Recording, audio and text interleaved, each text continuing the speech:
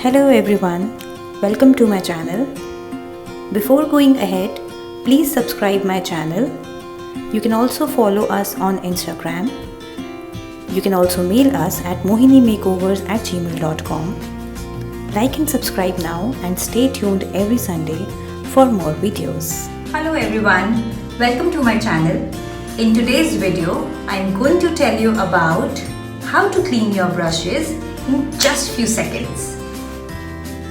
So usually we have few main makeup brushes and sometimes we don't have much time to clean them with water as it takes a lot of time for them to get dried up.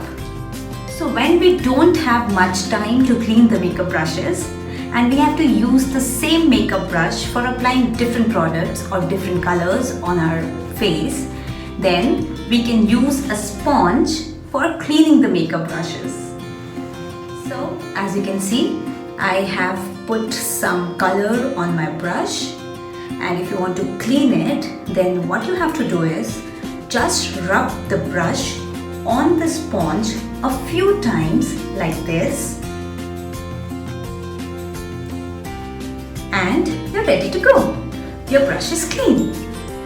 Sponge absorbs the color from the fiber of the brushes, and you can use any type of sponge for this purpose.